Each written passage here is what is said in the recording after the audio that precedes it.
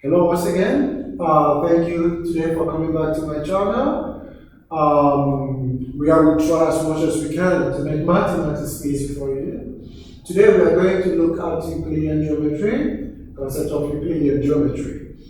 We have a question here that we'll delve into immediately and we'll use it to explain every further thing. Here we are asked to determine the values of angle R, angle T1, angle Q1, angle S2. So what we have here is the sketch with the given angles, and we were given xt, which is t3, and we are given t1. So we use it to get it.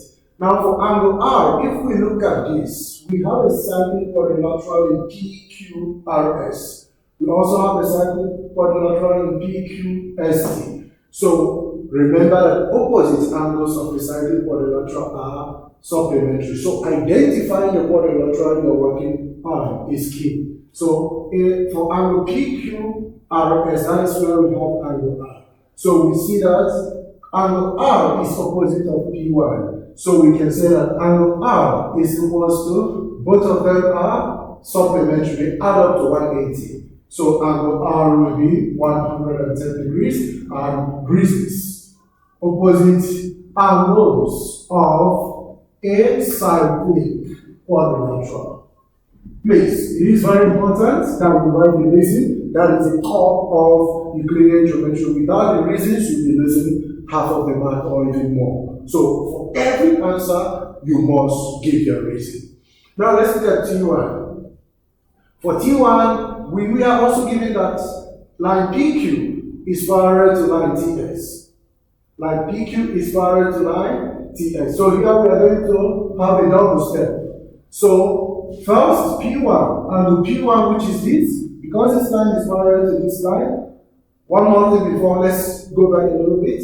Because we have two cyclic quadrilaterals here, we have to mention the particular one that gave us this. So we are looking at cyclic quad PQRS. Very important that we mention that because we have more than one cyclic quadrilateral. The same applies to the triangles or any other shape. If you have more than one in a setting, you have to mention the particular one we are working on. Now let's also go angle P1 is equals to angle S1.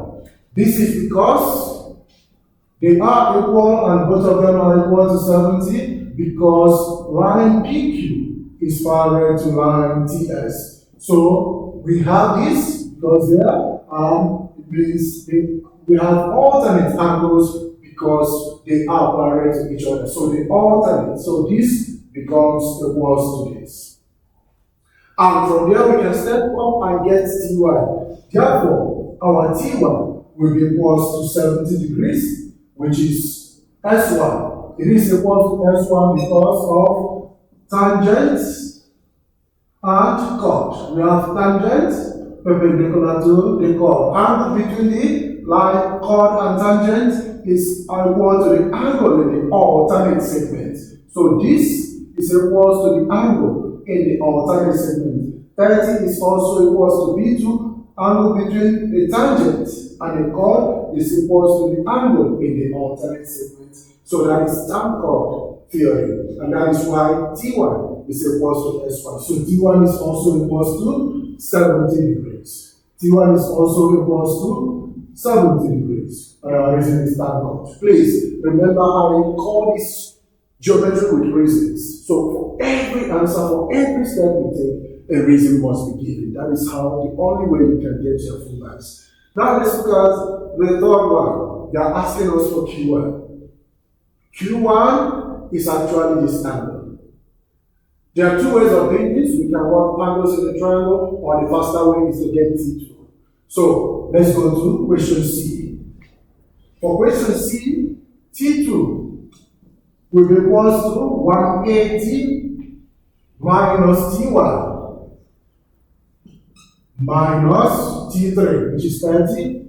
We have this angles at a point on a straight line, or what we call adjacent supplements. They are adjacent supplements. All of them here add up to 180 degrees. So we have 180 minus 70 minus 30. So therefore our T2 is equals to 80 degrees. If our T2 is 80 degrees, T2 and Q1 are opposite angles of a cyclic quadrilateral and they are supplementary. So we can say therefore Q1 will be equals to 100 because we have opposite angles of cyclic quadrilateral. And in this case, we have to mention the cyclic quadrilateral we are working on because we have more than one. So we have P cyclic quadrilateral, PQTS. So we have PQTS. So Q1 is 100.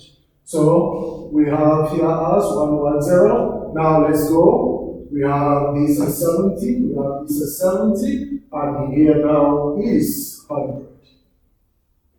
Now let's go to the last question, which is question D.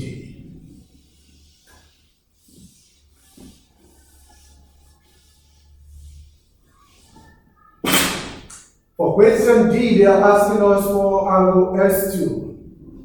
S2 is this one, so we can go S2 is 180 degrees minus 70 degrees minus 100 degrees. 70 and 100 is talking about P1 and Q1 because they are sum of angles